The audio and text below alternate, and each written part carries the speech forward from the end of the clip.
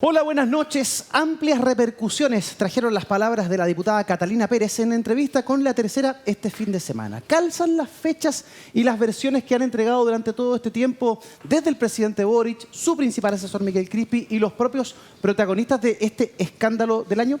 ¿Reaviva la polémica o sirve para despejar dudas? Y para mi gusto, más relevante aún, ¿cómo inciden las declaraciones de la diputada Pérez en la campaña del plebiscito por la propuesta constitucional?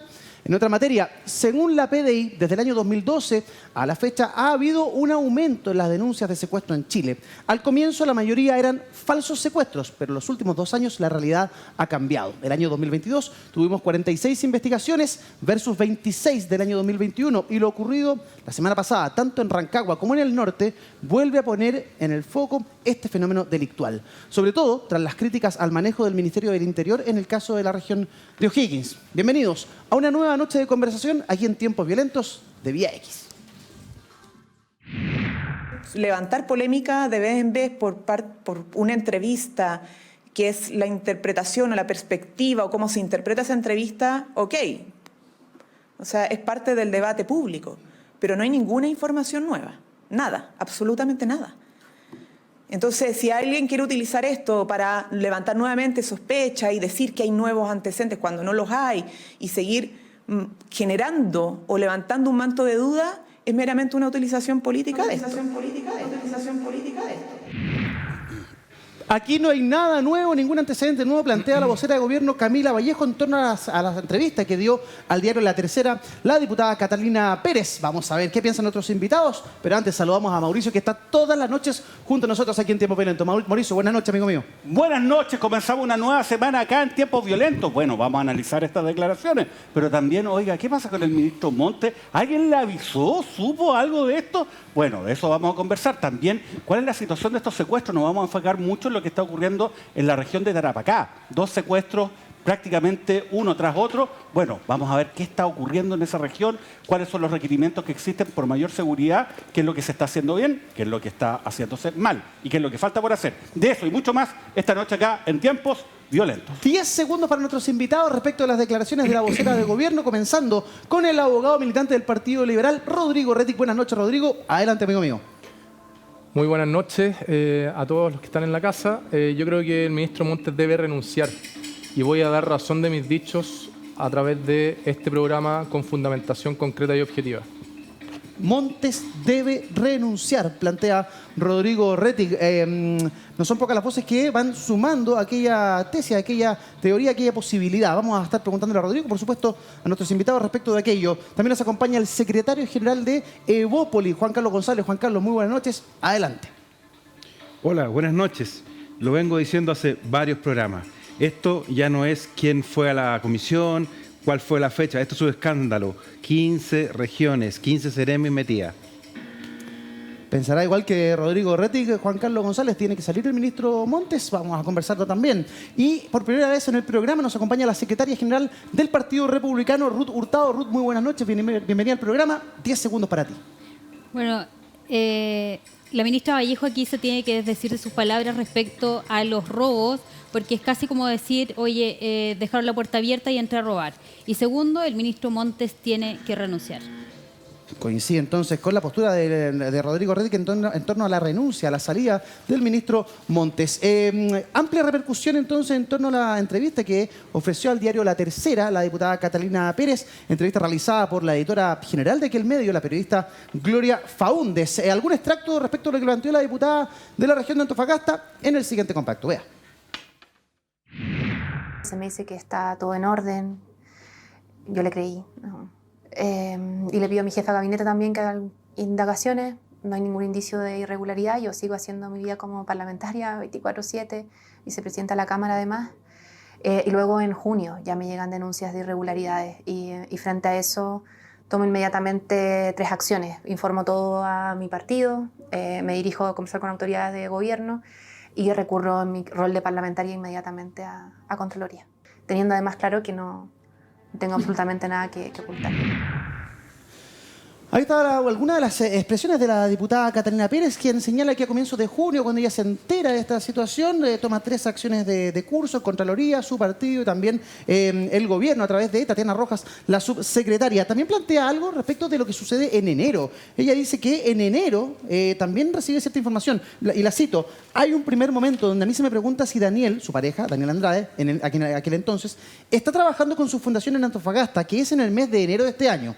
Ahí traslado la pregunta a mi casa y a mi entonces pareja, él me dice que está todo en orden. Sin embargo, agrego, ella dice, yo le creí, me quedé tranquila. Le pregunté a mi jefa de gabinete que indagara si es que había otros antecedentes a propósito de esa pregunta. No tuve indicio de nada irregular. Le preguntó, le creyó, pero igual le dijo a su jefa de gabinete que consultara. Llamativo al menos. ¿Qué dice la segunda esta tarde en su portada? Veamos. Todos sabían, menos el ministro a cargo. Todo esto en el caso de Democracia Viva, por supuesto, tema del cual estamos conversando. A ver, Carlos Montes pasó un mes y medio ajeno a denuncias que funcionarios del MIMBU del Norte estaban realizando. Todas las versiones que hemos conocido hasta el momento, nadie dice, yo llamé al ministro Montes y le dije lo que estaba pasando. Todos refieren a Tatiana Rojas, la subsecretaria que salió, ¿cierto?, del ministerio. ¿Por qué debiese salir el ministro Montes si fue el último en enterarse? Rodrigo Rettig y luego el panel. Mire, yo con pesar digo que el ministro Montes debe renunciar porque yo soy parte del gobierno como militante del Partido Liberal y porque yo cuando renuncié a Jackson advertí de que la oposición podía ir a buscar nuevas caras para permanentemente estar sacando primeras líneas del gobierno, ¿ok? Pero yo me desmenucé el informe de la Contraloría General de la República del jueves 9 de noviembre del 2023, hoy día en la mañana, antes de venir para acá. Y este informe es lapidario. ¿En qué sentido? Identifica debilidad en transferencia y excesiva discrecionalidad en 2 aspectos. Lo referido al Ministerio de Vivienda y Urbanismo, es decir, al ministro Montes, y a los gobiernos regionales, es decir, por ejemplo, el gobernador regional de la Araucanía, que alguna vez, un par de programas atrás, yo le dije a Juan Carlos. Pero yo no me quiero detener en los GORES, yo me quiero detener en el MIMBU. Sí. Y respecto al MIMBU, que Carlos Montes es el titular, hay falla en procedimiento formal para la selección de entidades que ejecutarán los proyectos. Asignación directa a entidades ejecutoras sin fundamento. Falta de antecedente de estimación de costos. Y estamos hablando de todas las regiones. No estamos hablando de una región, 2 regiones, 3 regiones. Estamos hablando de desde 8 regiones hasta 15 regiones. Falta de antecedente de estimación de costos. Ausencia de cauciones. Personas contratadas por fundaciones que se desempeñaron en el mismo servicio. Falta de comunicación a entidades de las objeciones formuladas. Falta de concordancia entre objeto de la fundación y actividades comerciales. Falta de deber de abstención. Separación de iniciativas en distintos convenios para que calzaran los montos y así asignar. Y por último, falta de aplicación de cláusulas contractuales previstas en oportunidad de vida. La responsabilidad política, que es un bien que yo siempre y el Partido Liberal ha promovido, implica constatar de que no obstante somos de gobiernos, lo primero es la probidad, la transparencia pública. Y la responsabilidad política debe ir al ministro Montes. Yo estoy seguro que el ministro Montes no tenía idea. El ministro Montes aquí no tiene dolo. No es que el ministro Montes se haya llevado plata para la casa. Pero en una república democrática, en un Estado de Derecho del siglo XXI, el año 2023, de un país de la OCDE, esto debe significar la salida de la cabeza del ministerio. A pesar, Rodrigo, de que la auditoría realizada por la Contraloría plantea que estos problemas incluso se dieron en la administración del gobierno anterior, a pesar de aquello, ¿tú crees que la responsabilidad del ministro Montes, la responsabilidad política hoy día activa o gatilla su salida? Sí, porque el gran núcleo de los antecedentes que la Contraloría identifica, hay algunos de ellos que se venían arrastrando, pero el grueso cantidad de ellos es parte de esta administración. Yo no sé aquí quién va a defender al ministro Montes, pero Juan Carlos, ¿es acertado sacar al ministro Montes, una persona con experiencia, respetado transversalmente, un hombre que tuvo una destacada trayectoria en el Senado, que no es del partido, ¿cierto? No es de Revolución Democrática, un hombre socialista, que no tiene directa relación en términos partidarios con quienes están más cerca del problema, más cerca del escándalo? A pesar de eso, ¿tú crees que él debe salir?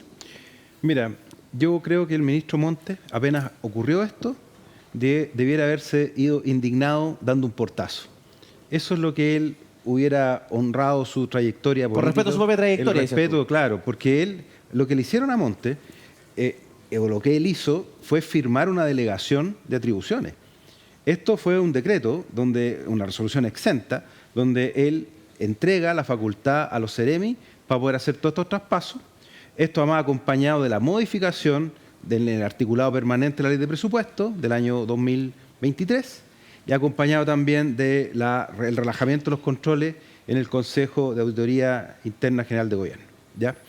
Por lo tanto, pero además estos actos administrativos no los firma solamente el Ceremi, esto tiene todo un trámite interno con los jefes de división legal o fiscales, con los encargados de las divisiones de Administración y Finanzas, con los auditores internos, y este ministerio tiene una sola subsecretaría. Por lo tanto, es prácticamente muy difícil justificar que todo esto que ocurrió no era conocido, ¿ya? Y si no era conocido, quiere decir que hay una negligencia realmente inexcusable. Yo creo que todos los que hemos trabajado un tiempo en el sector público tenemos la mejor opinión de Carlos Montes, y este es el drama del socialismo democrático, que le presta sus personeros, sus talentos a un gobierno en el que no tiene control, porque al final la agenda la marca la izquierda más radical, el comité político, donde el socialismo democrático no tiene ningún grado de manejo. El ministro Montes, por dignidad, así como lo dije la semana pasada respecto de Crispi, por lealtad, por dignidad, tiene que dar un paso al costado. Si lo único que está haciendo es hundirse más él, hundir más al gobierno, y además aquí se está siempre tratando de buscar la tesis de blanqueo. No, si van a devolver la plata, se les pidió que la restituyeran, no tenía idea. No, aquí los ilícitos ocurrieron, se tienen que investigar, pero la responsabilidad política es anterior a todo eso, como muy bien dice Rodrigo. Ruth, me imagino que no nos vas a plantear algo muy distinto, ¿cierto? Pero insisto sobre el punto. El ministro Montes es un hombre con experiencia, ¿cierto? Con manejo, quizás, no sé, desde ese punto de vista, es la persona indicada para limpiar esta situación, para investigar hasta el fondo. O sea, desde ese prisma, ¿es sostenible la permanencia del ministro Montes en el gabinete o también coincide que debe salir por lo que hemos conocido? No, definitivamente insostenible la permanencia del ministro en el ministerio. Creo que él debió dar un paso al costado hace mucho tiempo. Honrando lo que decía Juan Carlos, su trayectoria política. Él en el Senado había hecho una muy buena carrera, trabajando en las distintas comisiones, en educación se había sobresalido, pero la verdad es que aquí vemos que no hay ninguna responsabilidad política asumida. Y eso la verdad es que es muy lamentable. Tanto la diputada, ella debería estar desaforada hoy día y no haciendo estas declaraciones a la prensa. Yo lo veo también un poco en un ánimo de venganza que también ha servido para conocer. ¿Venganza contra quién? Contra su partido, contra el gobierno que la dejó sola, porque yo no creo que ella durmiendo con su pareja, digamos, no haya conocido los antecedentes y haya conocido el detalle, quizás no el detalle mínimo, pero sí debería haber tenido conocimiento de lo que estaba pasando. Además, ella dice que ella pide que se investigue. O sea, la verdad es que incluso su círculo le falla, ¿cierto?, en lo que ella le encarga, que era de investigar si habían irregularidades o no. Además, los mismos trabajadores de la Seremía en la región de Antofagasta, ellos denunciaron estos hechos. Entonces, la verdad es que era de perogrullo que ella también estuviera en conocimiento, siendo diputada, ¿cierto?, por la zona. Sí. Hablemos de la entrevista de la diputada Pérez. Mauricio, te quiero preguntar por el sentido de oportunidad, el momento en que da la entrevista, lo que plantea. ¿A quién crees tú que dirige sus dardos? Uno claramente puede visualizar que al senador Latorre, ¿cierto?, el presidente de la colectividad, pero no sé si al gobierno directamente. Ahí tengo mis dudas. ¿Qué observas tú, Mauricio? Bueno, yo creo, a ver, es cierto, no aporta nada nuevo lo que dice Catalina Pérez, pero sí es llamativo esta sucesión de declaraciones que ella hace, porque cuando estalla todo este caso, da una conferencia de prensa donde estaba la torre al lado, ¿no? ¿Se acuerdan? Y dice, mire, ¿sabe qué?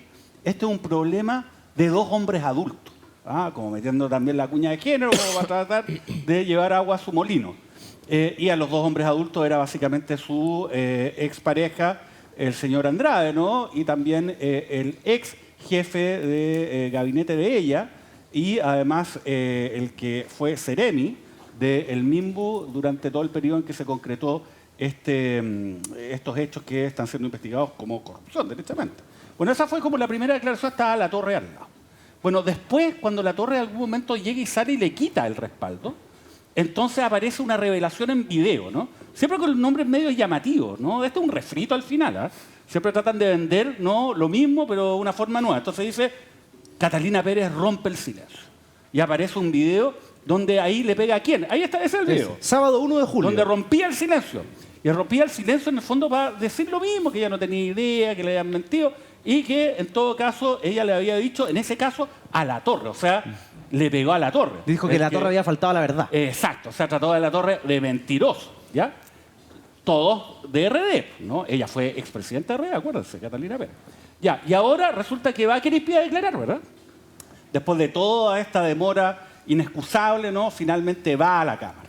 Y da una versión sobre los hechos.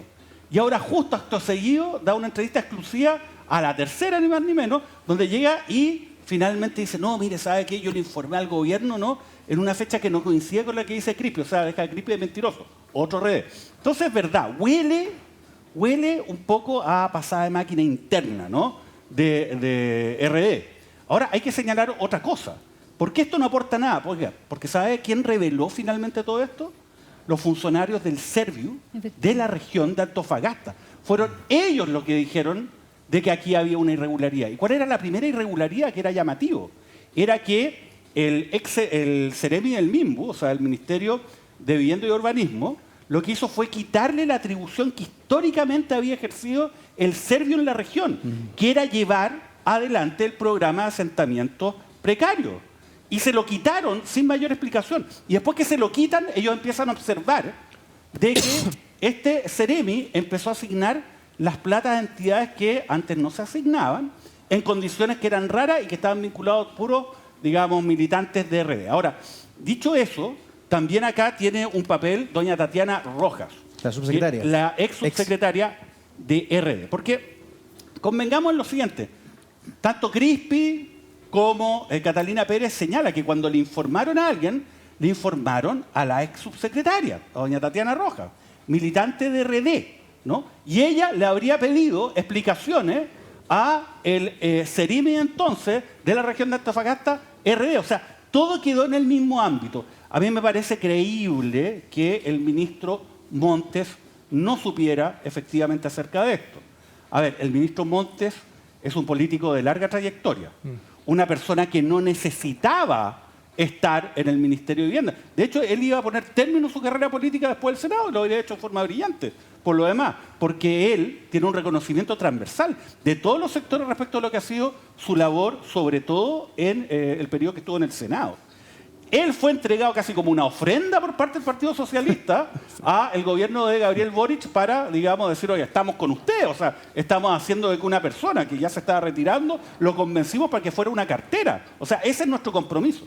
Entonces yo creo que el Partido Socialista no va a dejar de que se sacrifique así nomás en este contexto, ¿no?, al ministro Montes y que termine su carrera política involucrado, yo creo que hasta el momento no hay ningún antecedente que lo justifique, en este escándalo de corrupción. Ahora, es verdad en todo caso lo que dice Rodrigo Rettig, igual se hace un poco pesado porque en casi todas las seremías, salvo Aysén, que el drama de Aysén, debo decirlo, Aysén no tiene ninguna observación, ¿sabes por qué? Porque no entregaron ningún convenio, probablemente porque no tenían plata, porque siempre Aysén lo dejan al final. No, y eso lo digo, digamos, yo trabajé varios años con Antonio Horvath y lo sé. Lo dejan siempre hacia atrás. Es la región más olvidada de Chile en forma injustificada, sin una visión geopolítica del país. Pero bueno, ese es punto aparte de otra historia. Pero todo el resto de las regiones donde hubo traspaso de dineros, hay cuestionamiento de la Contraloría. Es que viene de antes. Bueno, esa no es justificación. Se están analizando la situación de ahora. Pero insisto, igual hay un elemento de injusticia respecto a lo que le está ocurriendo al señor Montes, porque claramente esto lo mantuvieron en el entorno de RD y me da la impresión que lo hicieron adrede, ¿no? Sí. En ese sentido. Vamos a ir al epicentro de la noticia, donde se origina todo esto, región de Antofagasta. Ahí es gobernador don Ricardo Díaz, que era de Revolución Democrática y que esta mañana se refirió a la entrevista dada por Catalina Pérez. Lo hace en Radio Cooperativa, a quienes agradecemos estas declaraciones. Mire. Yo estuve en Revolución Democrática y yo me salgo de Revolución Democrática por cuestionamiento a los actos de probidad que ella estaba haciendo con su grupo de cercanos. Aquí, desde mi opinión, lo que había era un intento de ir juntando recursos para futuras elecciones. Se comentaba en la región que ella quería ser senadora, que su pareja quería ser diputado, que la esposa del Ceremi iba de gobernadora, que su ex jefa territorial iba de alcaldesa y estaban buscando recursos y formas de estar en el terreno para poder hacer esos tipos de campañas. Por el modo de actuar de Catalina, es muy difícil que ella no estuviera enterada de esto. Me parece que las declaraciones buscan exculparla solamente. Miren lo que plantea el gobernador. En su opinión, había un intento de ir juntando recursos para futuras elecciones. Se comentaba que ella quería ser senadora. Bueno, que su pareja, Daniel Andrade, quería ser diputado. Que la esposa del Ceremi, Carlos Contreras, iba de gobernadora. Y que su ex jefa territorial iba de alcaldesa. Y estaban buscando recursos y formas de estar en el terreno para hacer esos tipos de campañas. Lo que plantea el gobernador Díaz desde Antofagasta, Rodrigo Retín. ¿Así se maneja la política chilena? ¿Vamos proyectándonos con tiempo? ¿Y cómo vamos aquí? Hay un dicho que dice, con estos amigos, ¿para qué quiero enemigos? ¿No? Claro. Ex militante de Revolución Democrática, el sablazo que le pegó allá a Catalina Pérez. Yo no sé si será verdad o mentira lo que dijo ahí el gobernador, pero da información bastante interesante para efectos de investigación del Ministerio Público y para poder hacerse una idea de qué es lo que ocurrió. Pero yo quería referirme a lo del ministro Montes. Cuando uno pide la renuncia del ministro Montes, no es para apuntar con el dedo al ministro Montes. Efectivamente, el informe de la Contraloría dice que todas estas observaciones parten en el último trimestre del gobierno del presidente Sebastián Piñera. Por lo tanto, uno podría decir, mire, sabe que esto partió antes y lavarse las manos. Pero tenemos que empezar a hacernos amigos de la responsabilidad política. Y el día de hoy esto explotó con este gobierno, con este ministro, en donde el 80% de lo observado es de este gobierno. Y de hecho el ministro Montes, si renuncia, sale por la puerta ancha y dice, yo, no obstante, no soy el culpable político de todo lo que ocurre, porque el gobierno de Piñera también ocurrió en lo anterior, sale dando un mensaje a la ciudadanía de que estas cuestiones no pueden ser gratis. Y como chilenos, el Estado de Chile debe hacerse amigo de esta forma de entender la responsabilidad pública. El día de mañana, cuando esté en el gobierno republicano o Evópolis, yo voy a pasar la misma factura, no obstante haya partido esto en el gobierno del presidente Boric. Claro, las responsabilidades políticas no se piden solamente cuando se es oposición. Y ahí valoro tu postura, que siendo oficialista, estés pidiendo que salga el ministro Montes por los argumentos que nos estás planteando, Juan Carlos González. Quiero volver un poquito respecto de lo que plantea el gobernador. Es bien llamativo esto que se empieza a saber, se rumorea.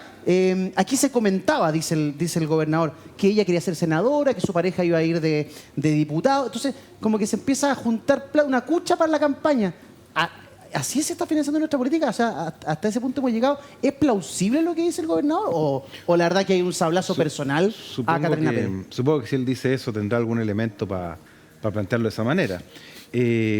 Yo tenía entendido que estos recursos más bien se están destinando a difusión, a inducción, ¿cómo se dice? Adoctrinamiento, clientelismo, en fin, ese tipo de cosas.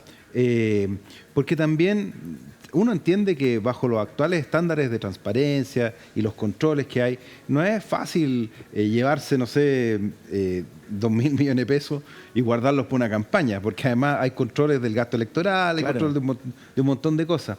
No sé, no tendría cómo yo evaluar si lo que dice el gobernador es cierto o no, pero aquí no nos perdamos. Si aquí hubo una construcción de una estructura normativa, de una estructura de funcionarios o internos y externos, porque finalmente en el caso de Antofagasta había funcionarios de las fundaciones que estaban insertos hasta con correo electrónico en la Ceremi, ¿no? Que estaban haciendo una exacción de recursos que estaban destinados a proyectos que son para las personas de sectores vulnerables. Sí, claro. ¿Ya? Si a mi juicio aquí nos perdemos mucho en la chaya, pero como decía Guillermo de Ockham, la pulpa, la naranja acá, es que se extrajeron malamente recursos que están destinados a programas para personas vulnerables, como eran estos asentamientos, ¿no? Y pagándose sobreprecios por pintar murallas, porque ahora se dio una explicación de que en el proceso de pintar la muralla la gente participaba y por lo tanto por eso costaba 200.000 pesos el metro cuadrado. Entonces la verdad es que todo esto no tiene ninguna explicación, si esto es puro sentido común. Con usted lo mire, sin mayores adornos y explicaciones, esto fue un simple choreo y punto, y eso no lo podemos dejar pasar así como así. Y tampoco es que la oposición quiera hacer uso político de esta cosa, si esto es una cuestión impresentable. Han pasado ya varios meses, el Contralor lo que hizo fue él muy, ¿cómo se dice? Tratando de ser ecuánime, dijo, voy a investigar 18 meses para adelante, 18 meses para atrás. Y ahí está lo que encontró. Ese es el resultado de su investigación. Y encuentra varias Seremi, varios gobiernos regionales, 15 Seremi, exceptando Aysén, que seguramente no tenía personal suficiente, Mauricio, o no tenía el internet bueno para poder hacer estas cosas y por eso no lo pudieron hacer. Pero la verdad es que esto es realmente lamentable. Y además todo muy identificado con un partido en particular. Es un partido que tiene gente adentro a la que yo aprecio mucho, pero se da esta triste coincidencia que la gran mayoría de los involucrados en la arista de los convenios son de este partido Revolución Democrática. Hay voces desde Renovación Nacional, por ejemplo, Ruth, que plantean que este es un gobierno que no asume la culpa. Escuchemos lo que tiene para decir el diputado José Miguel Castro. Dice que ella le informó a la subsecretaria y habló días antes acerca de este caso. Eso ratifica también lo que hemos dicho en la comisión investigadora, de que La Moneda sabía mucho antes acerca de este problema y obviamente lo tienen que haber conversado con las distintas personas, quizás incluso con el presidente.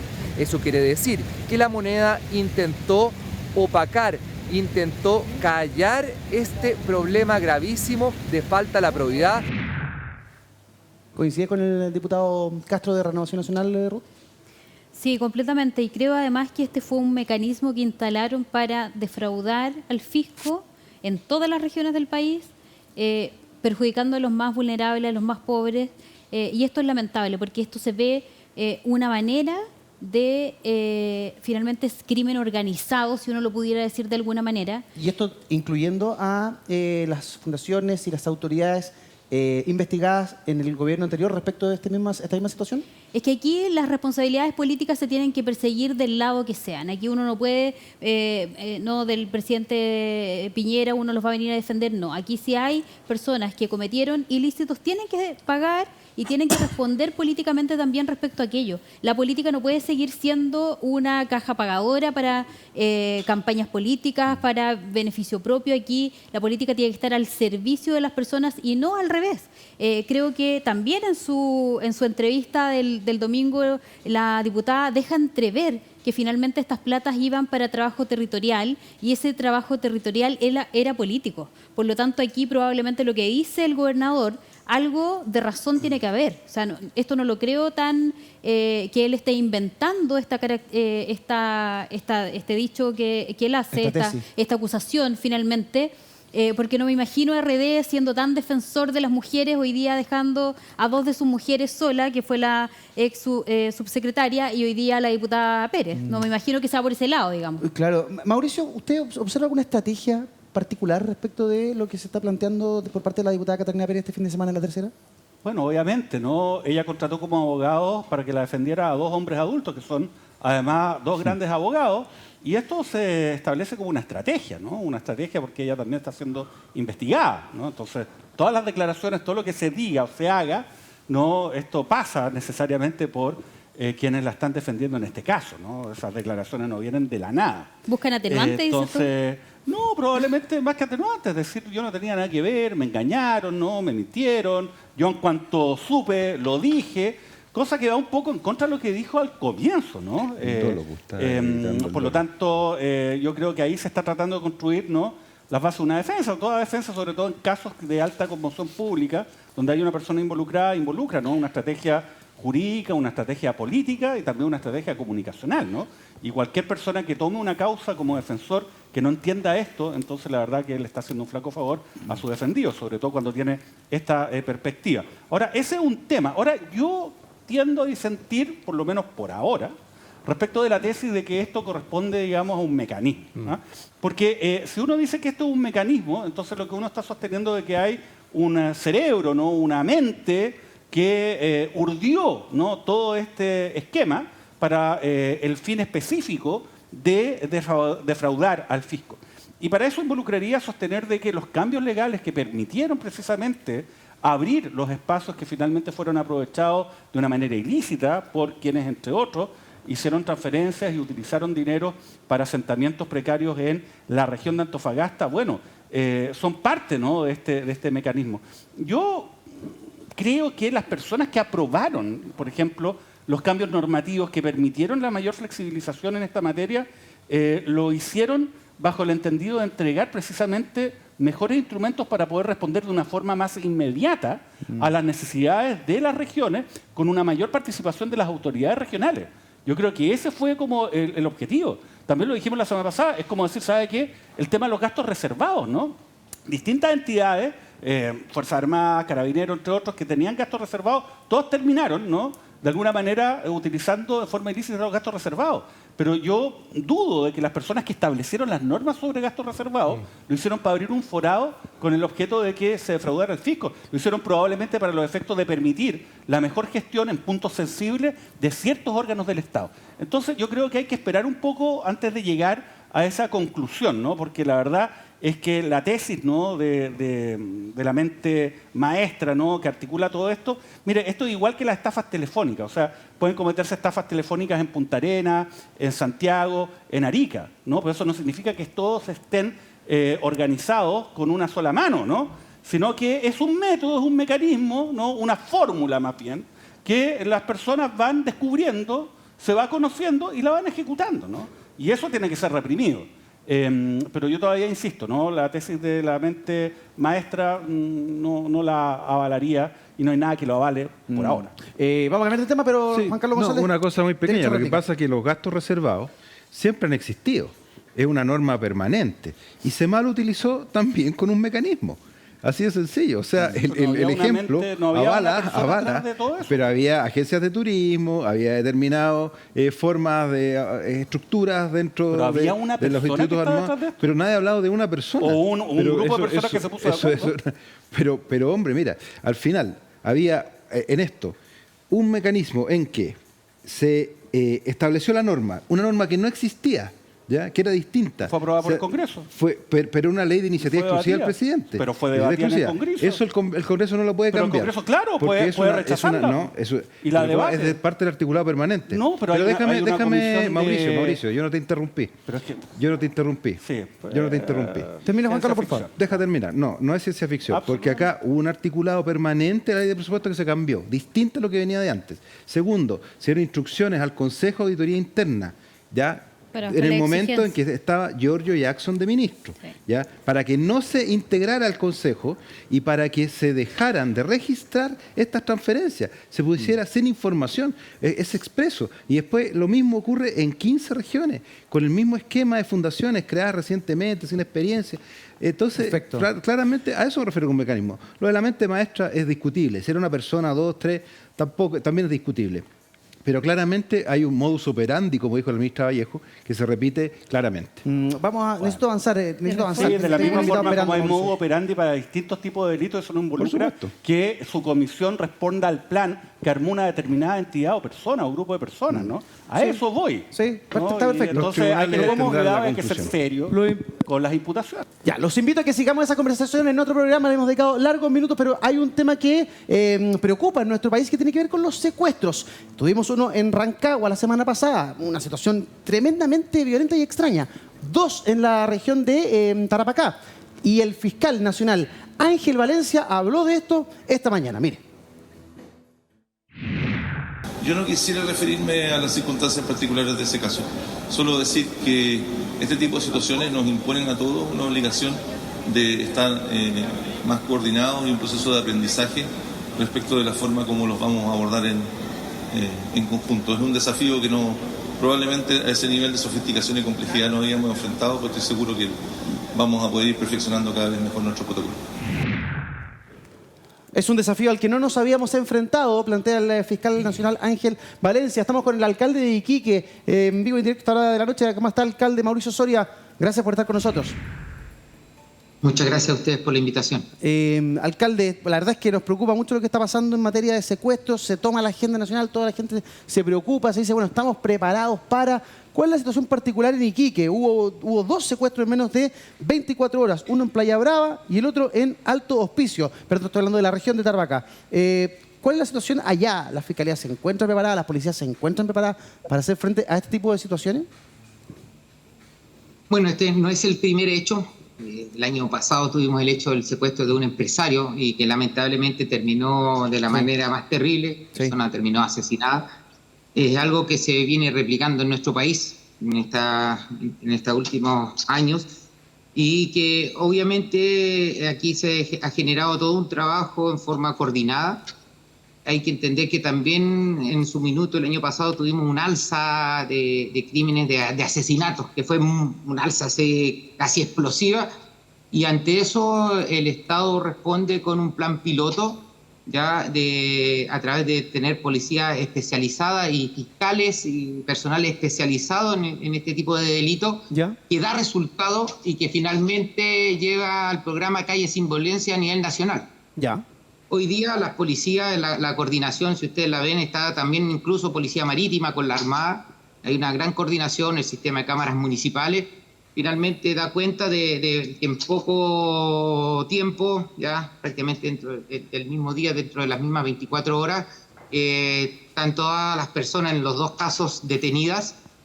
Y que finalmente da cuenta de algo que nosotros hace más de 3 años también anunciamos. Ya en su oportunidad yo tuve que recurrir hasta la justicia para pedir medidas de protección, porque estos delitos que si bien también participan chilenos, ya, pero son un tema que no conocíamos, que más que nada que siempre estaba ligado al mundo del crimen organizado, pero entre crimen organizado, hoy día da cuenta de que ya se ha extendido, porque estos son delitos que finalmente al abandono que hubo de la frontera, ya finalmente, y esto no hay que confundirlo con el tema de la migración, porque la gran mayoría de las personas vienen por un trabajo y vienen a mejorar su vida, pero el abandono de nuestro país, de la frontera en su oportunidad, da pie finalmente a que le demos la posibilidad a que se instale de manera muy fácil al crimen organizado. Alcalde, quiero invitarlo a revisar el siguiente titular en pantalla. Tras secuestro de Iquique, alcalde Soria acusa abandono total de la frontera y que permitió que el crimen organizado avanzara en el país. Ayúdame a entender esto. ¿Usted está hablando de un actual abandono de la frontera o del abandono de la frontera en tiempo pasado? Hoy día la situación se encuentra controlada en la frontera. Explíqueme, por favor, porque es un poquito confuso cómo está planteado el titular. Sí. A ver, el titular, bueno, la bajada del titular explica un poco lo que les acabo de explicar. Como alcalde tuve que poner un recurso de protección donde está el presidente, el ministro del Interior y el ministro de Relaciones Exteriores, con la poca protección de nuestra frontera, de los habitantes de Iquique y de las personas que ingresaban, porque en esa oportunidad, ustedes se acuerdan, que se creía que las fronteras de Chile, con un decreto firmado en Santiago, se podían cerrar las fronteras. Estamos hablando en pleno tema de COVID. Y después se dio cuenta de la porosidad de la frontera norte, ¿ya? Y que obviamente esto generó el abandono en ese minuto. Estoy hablando de hace prácticamente 3 años. Generó las consecuencias que estamos viendo ahora. Atrás. Perfecto. Lo anunciamos, yo lo dije en este canal también. Hoy tienen que preocuparse, una preocupación especial por el norte de Chile, ¿ya? Porque el norte de Chile es zona fronteriza y no es como la frontera que tienen ustedes en Santiago con la cordillera de los Andes. Aquí es muy fácil. Entonces, bueno, le dimos herramientas como nación al crimen organizado para que se instalara, que es transnacional, donde participan también los nacionales. Pero, alcalde, esas herramientas, a mi entender, se dieron. Se instaló el plan piloto fue exitoso, como usted mismo lo dijo, luego ese plan se masificó al resto del país. ¿Hace falta algo más? ¿Hoy día necesiten alguna necesidad particular Iquique y el resto de las comunas de la región? O sea, siempre vamos a necesitar más. El día de hoy con el fiscal en la mañana, que algo que no estaba programado antes de los hechos, estaba programado desde el día viernes, hoy día entra a trabajar el equipo especial de la Fiscalía, ya que tiene que llegar, son 12 personas y tienen que sumarse 8 más en un recinto especial, ya para el tema de homicidios. Esto que conversábamos, que fue el plan piloto, hoy día ya empieza con un presupuesto especial del Ministerio del Interior, ¿ya? Que le da al Ministerio Público para poder contratar a estas personas y seguir estos delitos que son de crímenes, de asesinatos, y que hoy día también van a tomar el tema de secuestro. Nosotros ahí teníamos, para terminar, un poco de las acciones. La frontera no tenía escáner. Para que entiendan, nosotros desde que se inicia el gobierno, terminando el gobierno del presidente Piñera, le decimos desde el norte, damos un grito de decirle, oye, lo que pasa por el norte va a suceder en todo Chile. Sí, claro. No puede ser que los servicios de aduanas de nuestro país, su tecnología, es un timbre y un lápiz. Esa es la tecnología de nuestro país para cuidar nuestra frontera. Hoy día tenemos comprado ya 2 escáneres, 2 camiones escáneres, y llegan 2 más, 4. Perfecto. Versus a uno que ya había cumplido su vida útil. O sea, estamos encaminados, vamos para allá, siempre va a ser más, pero obviamente da cuenta un poco del trabajo que se pudo lograr, es que las personas están detenidas. Oiga, alcalde, nos quedan pocos minutos porque queremos aprovechar su presencia. La semana pasada hubo un secuestro en Rancagua, ¿cierto? Me imagino que vio la noticia y la siguió. Ha sido muy criticado el actuar de la ministra del Interior, Carolina Toá, quien dio unas declaraciones que algunos podrían calificar como un poquito desconcertantes. Ella habló de que había sido un éxito la situación, ¿cierto? Se había resuelto de manera exitosa y que se había pagado por parte de la familia el rescate y que se había recuperado con vida a la persona. Eso se le criticó muchísimo, a ojos de muchísimos, eso no es un éxito, ¿cierto? Que tenga que terminar pagando para rescatar a la persona secuestrada. ¿Qué le parece a usted lo que planteó la ministra del Interior? Bueno, a ver, aquí los especialistas, yo no soy especialista en este tema, pero entiendo yo lo que hemos conversado en esta hora. Lo primero es proteger a la víctima, ¿ya? Y que la víctima salga ilesa, ¿ya? Entiendo yo que aquí también hubo un pago incluso antes de avisarle a las policías, ¿ya? Aquí se pueden dar distintas caminos. Sí. Incluso la familia puede, antes de optar de llamar a la policía, llegar a la policía, claro, poder pagar y el tema.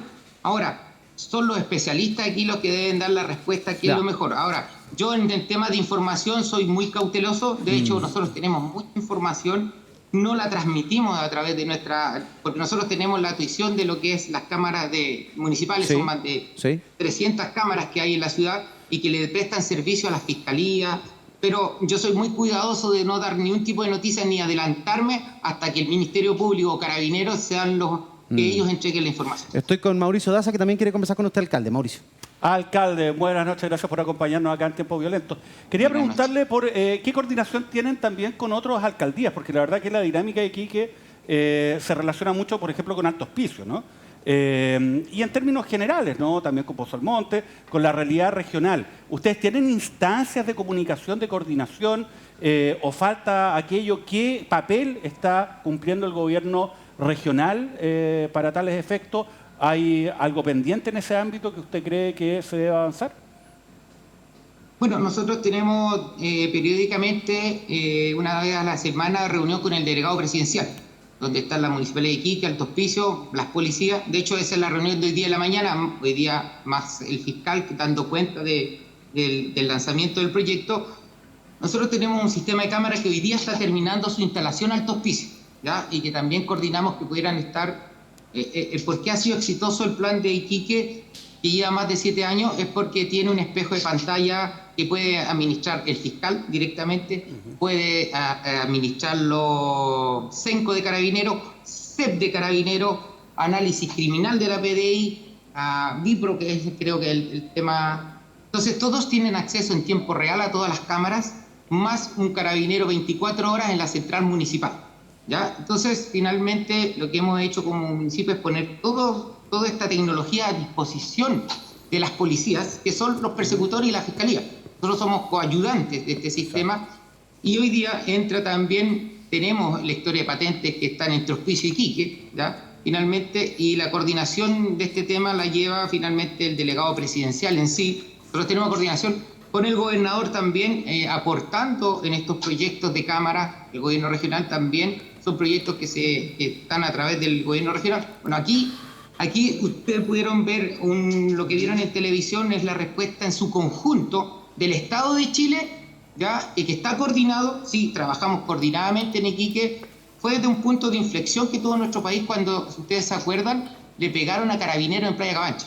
¿Se acuerdan hace unos años atrás? Sí, claro. Ese fue un punto de inflexión para todos los servicios, decir, esto no puede pasar más.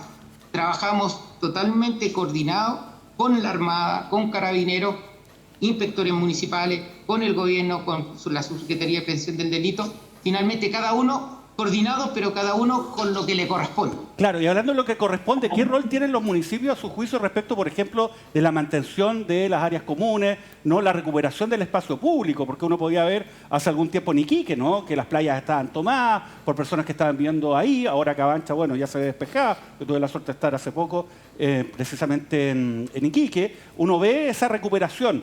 ¿Cuál es el rol que usted le asigna a los municipios en ese ámbito, la importancia, y cuáles son las labores que usted está realizando en ese ámbito? Sí, bueno, ese es el trabajo coordinado para poder, y como conté, el punto de inflexión, y tú fuiste, perdón, de estudiarte. Sí, no, por favor. Bueno, usted presenció porque hasta hace un año atrás nos preguntaban si se podía ir aquí. Bueno, hubo un tema para recuperar ese espacio público. Todos los días sale una patrulla de la Armada con inspectores municipales a las 6 de la mañana y recorre todo el borde costero. Y así estamos trabajando en otros espacios públicos. ¿Nos falta en la ciudad? Sí, nos falta, pero esa es la línea, ese trabajo coordinado que hacemos con la Armada, que hacemos con Carabineros, que es la pega nuestra, la municipalidad, es evitar focos de incivilidad. Bueno, estamos trabajando, nos falta, pero estamos coordinados en ese tema. O sea, hoy día se puede volver a ir a Iquique, alcalde. Sí, nosotros tuvimos el año pasado un programa con Carabineros que se llama Verano Seguro. De hecho, está instalado también este fin de semana. Cada 1 kilómetro una patrulla. Perfecto. ¿Ya? Bien. O de la Armada o de Carabineros, y no tuvimos ni un incidente en el borde costero. Me alegro. Ahora, hay alcalde, temas que se nos escapan de las manos que finalmente, obviamente, son estos que nos hacen nuevamente estar en el tapete de la noticia nacional. un abrazo grande, alcalde, a la distancia, que esté bien. Gusto saludarlo como siempre, conversar con alcaldes de ciudades tan importantes como la Tierra de Campeones. Que esté bien, nos vemos. Muchas gracias a usted. Que esté bien. Chao. Oye, quiero volver sobre el tema de los secuestros que plantea el fiscal Ángel Valencia. Este tipo de situaciones nos imponen a todos una obligación de estar más coordinados y en proceso de aprendizaje respecto de la forma en cómo abordar el conjunto. Ahora, en todas las historias que hemos conocido, Rancagua y los dos de Iquique, uno de Iquique y el otro de Alto Hospicio, hubo detenidos. Hubo personas en el de Playa Brava, en Iquique, prisión preventiva para 4 extranjeros. En el de Alto Hospicio también 4 personas acusadas por secuestro quedaron en prisión preventiva. En el caso de O'Higgins también. ¿Qué dijo la vocera de gobierno? Escuchémosla y abrimos el debate. Entonces, quien quiera instalar la idea de que a través de una negociación para pagar los montos que se solicitan por parte de los secuestradores va a haber impunidad, está muy equivocado. Porque nuestra legislación no permite impunidad, porque nuestras policías han trabajado junto con el Ministerio del Interior para impedir la impunidad y para que ellos puedan finalmente pagar los años de cárcel que corresponden por el delito cometido. No va a haber impunidad. Quien crea que porque se paga el rescate la situación se termina de alguna manera, plantea la ministra Vallejo, no es así. Me imagino que estaba de alguna manera defendiendo un poco lo que había planteado la semana pasada la ministra del Interior, Carolina Toá, ¿cierto? De que como se había pagado el rescate, se había conseguido a la persona sana y salva, y ahí el caso se considera como, entre comillas, exitoso. ¿Qué le parece a usted el actuar del gobierno en esta noticia que tiene preocupado al chileno, los secuestros? A ver, lamentablemente los secuestros avanzan mucho más rápido que las políticas públicas del gobierno en la línea de frenar, ¿cierto?, el crimen organizado. No pueden hablar de éxito cuando finalmente esta es una derrota frente al crimen organizado. Nosotros en abril de este año entregamos una propuesta al presidente en La Moneda que se llamaba Cero Ilegales. Hablando, ¿cierto?, de aquellos que vienen a delinquir a nuestro país, proponiendo ciertas medidas, un SAR, nombrar un ministro especial para poder dirigir a las policías, instalar una policía fronteriza. Y lamentablemente de este gobierno ni siquiera recibimos las gracias por la propuesta, no hemos recibido ninguna solicitud de reunión para poder conversar y avanzar en el tema, y habían algunas medidas que efectivamente pasaban por el Congreso, pero otras eran operativas y administrativas que el gobierno, a través de un decreto, podría haber instalado, ¿cierto?, y tener una mejor respuesta. Aquí... Ruth, ¿se puede hablar de fracaso cuando en el caso de Rancagua hubo 4 personas detenidas, en los casos del norte, en ambos casos de secuestro, también hubo personas detenidas, están todos en prisión preventiva? ¿Se puede hablar de fracaso cuando la policía aquí al menos hizo la pega? No, la policía está haciendo la pega, pero aquí hay un fracaso flagrante respecto a lo que está haciendo el gobierno. El gobierno lamentablemente ha tomado malas decisiones, ha hecho malas declaraciones, lo vimos también en la ministra Toá la semana pasada, cuando decía que los deportistas habían venido o que probablemente estaban de turistas en nuestro país, cuando ellos después salen a desmentir esta situación y señalan que ellos piden asilo porque aquí se sienten más libres. Entonces ha sido una serie de malas frases y de mal actuar del gobierno, y esto es lamentable porque vemos que no hay ninguna intención real de frenar el terrorismo, de frenar el narcotráfico, de frenar el crimen organizado, porque ellos tienen las herramientas hoy día, tanto administrativas como operativas, para hacerlo, pero se han dejado de estar en este asunto. Varios fiscales han señalado que los países, para convertirse, ¿cierto?, o estar dominados por el narcotráfico y el crimen organizado, tienen que pasar una serie de etapas, y lamentablemente en Chile aquí se han avanzado de manera muy rápida porque nadie les pone freno a los terroristas, a los criminales o a los extranjeros que vienen de manera ilegal y que vienen solo a cometer delitos a nuestro país, trayendo incluso delitos de importación a nuestro país. Fíjate que estoy revisando más otra noticia que se conoció el día de hoy. Una persona fue asesinada en Pomaire. En la comuna de Melipilla, ¿cierto? Uno de ellos fue secuestrado, claro. Y fue al que mataron luego, uno quedó vivo. Exacto, uno de dos ellos hermanos.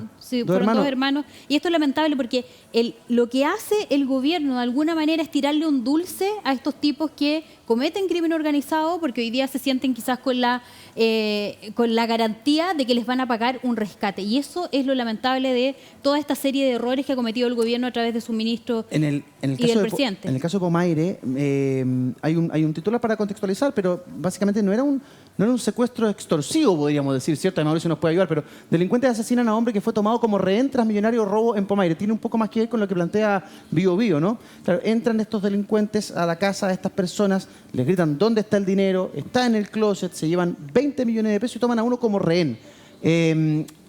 Luego lo asesinan, ¿cierto? Lo dejan tirado y se van con el dinero. Aquí no hubo un secuestro de una persona para pedir un rescate, es una situación distinta. Entonces, cuando se habla de secuestro, en este caso no califica, nuestros abogados no nos pueden explicar en mayor detalle. Pregunto Rodrigo, ¿comete un error el Ministerio del Interior, la ministra Toá, en tomar un rol tan protagónico, al menos en la situación de la semana pasada de Rancagua? Al asumir una especie de vocería respecto a la historia, ¿no debió hacerlo el Ministerio Público, las policías, y evitar frases como la del tema del dinero, por lo cual ha sido tan criticada? No, yo creo que no cometen un error en cuanto a tomar el liderazgo respecto de informar a la ciudadanía qué es lo que ocurrió y qué es lo que está ocurriendo. Sí, me parece que el error es haber señalado el tema del pago del precio por el rescate. Pero yo quería distinguir dos cosas respecto a la intervención de Ruth Hurtado, respecto a la cual una parte la comparto. A ver. El informe de la PDI dice que hay nuevas modalidades de secuestro desde el año 2016 en adelante, y en particular los últimos 2 años, en donde los ciudadanos extranjeros son autores el doble de las veces que los ciudadanos chilenos. Esto evidentemente se refiere a la migración irregular y que hemos importado delincuencia no tradicional y crimen organizado. Y respecto de ese punto, me parece que republicanos pueden hacer aportes bastante importantes como el que señaló Ruth. Dicho eso, es muy importante también informar a la ciudadanía que secuestrador que ejecuta un secuestro es secuestrador que está en prisión preventiva. Aquí no hay jueces garantistas, aquí el sistema procesal penal, el Ministerio Público y el juez de garantía cumplió su rol, y todos aquellos que cometieron en estos últimos 4 o 5 días, última semana, están en prisión preventiva. Y finalizo informándole a la ciudadanía cuáles son las penas de secuestro, porque ahora vamos a ver de que no, hay que aumentar las penas, etc. El secuestro residual, que es como el secuestro base, parte entre 1 a 5 años. Pero el secuestro residual es como lo que vimos recién en la noticia de Bio Bio. El secuestro, cuando uno pide plata a cambio, parte de 5 y 1 y llega a 15 años de privación de libertad.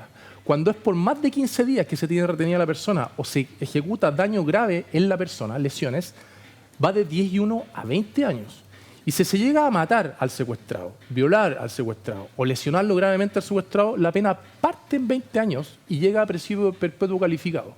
Por lo tanto, el secuestro y la geografía del Código Penal en cuanto a penas está total y plenamente aplicable a un estándar necesario para que los delincuentes que cometen este delito digan de que si los pillan van a quedar en la cárcel, como quedaron estos de los últimos 2 casos que vimos. Mauricio, Mauricio, ¿cómo ves el tema de la irrupción, ¿cierto?, gubernamental en un caso policial, ¿cierto?, que lidera el Ministerio Público, lidera la policía, me refiero a lo de Rancagua. De pronto se quiso actuar proactivamente, ¿cierto?, decir, bueno, estamos aquí como Ministerio del Interior, pero también se puede caer en ciertos detalles que han sido muy criticados, incluso no estoy hablando de críticas de los medios, estoy hablando del exministro Burgos, que dijo que el error había sido de manual, el ex subsecretario Gali también criticó la situación. ¿Cómo lo ves tú? Bueno, yo creo que está bien que la autoridad a cargo de la seguridad pública interna del país dé un mensaje cuando se está, ¿no?, conociendo un hecho que es disruptivo, ¿no? Si estos secuestros extorsivos, ¿no?, el que secuestren a alguien, lo retengan y se solicite finalmente un rescate en dinero para los efectos de liberarlo, es una figura que no es tan habitual en nuestro país, ¿no?, pero que es muy habitual en otros países. Incluso hay bandas de crimen organizado que toman esto como un verdadero negocio. O sea, esta es una actividad económica que realizan, ¿no? Y ese es un riesgo enorme, ¿no? Yo diría que ese riesgo todavía no se concreta en toda su extensión en nuestro país, pero hay indicios, y esos indicios debiesen, ¿no?, mover a la autoridad a tener una actitud decidida para poder enfrentar esto y no lleguemos precisamente a esta industria del secuestro que se ve en otros países de Latinoamérica, digamos. Ahora, dicho eso, claro, un tema es intervenir y otra cosa es hacerlo bien, ¿no? Y esas dos cosas son responsabilidad de la autoridad política. Entonces, claro, es cierto que es de manual, que uno no puede decir, ¿no?, cuando está comunicando que hubo un secuestro, que todo salió bien, porque la persona está viva, que está bien, ¿no?, obviamente, pero que fue a cambio del pago de una suma de dinero. Porque ahí lo que usted está haciendo finalmente es dando el mensaje de que este negocio funciona, ¿no? O sea, si usted secuestra a alguien y pide un rescate y se lo pagan, bueno, entonces está operando, ¿no?, claro, hay un incentivo perverso. Esta industria que ha funcionado en otros países. Ahora, insisto, yo siento que esto es un riesgo que se está empezando a concretar, que afortunadamente todavía no se realiza del todo en nuestro país, pero sin duda, ¿no?, que requiere esta acción de la autoridad.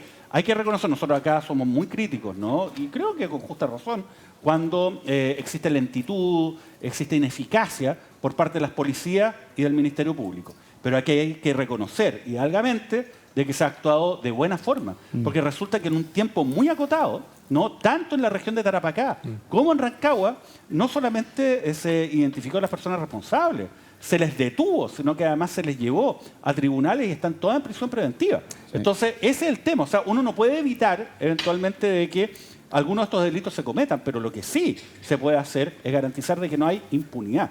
Y hasta el momento acá vamos bien, pero obviamente también hay que observar, y para eso se requiere más apoyo de inteligencia policial para detectar a estas bandas que actúan en forma organizada, ¿no? Y en ese sentido el número de secuestros puede ser indicativo o no. Hay que hacer, digamos, analizar mejor los números, porque fíjate que se ha aumentado bastante el delito de secuestro. O sea, se ha incorporado conductas que antes no eran secuestro, en buena hora por lo demás, ¿no?, para castigarlas con este delito que, como dijo Rodrigo, tiene penas muy graves. Por ejemplo, cuando existe el tema de, ¿se acuerdan? Los portonazos, ¿no?, o las encerronas. Muchas veces hay personas que quedan atrapadas en los automóviles. Siempre está, bueno, todos tenemos ese terror, ¿no?, de que nos hagan una encerrona, tengamos a nuestros hijos ahí y se lo lleven. Bueno, todas esas figuras, todas esas hipótesis ahora también están calificando de secuestro. Las personas que de repente llegan y las retienen y hacen un verdadero tour por cajeros automáticos, ¿no? Eso también está siendo calificado como secuestro derechamente. Y en general la retención ilegal en contra de la voluntad, obviamente, de una persona en un contexto delictual ha sido todas o en gran parte de las hipótesis incorporadas a la figura de secuestro. Entonces, bueno, por eso también puede aumentar los números, pero eso, bueno, no obsta a que estamos frente a un fenómeno sobre el cual hay que tener atención y sobre todo respecto al cual uno le tiene que exigir a la autoridad política a cargo que lo enfrente de una manera un poquito más asertiva, ¿no?, y no cometiendo estos errores que, como se ha dicho, son de manual. Hacemos un corte breve, regresamos de inmediato con más Tiempos Violentos. No se vayan.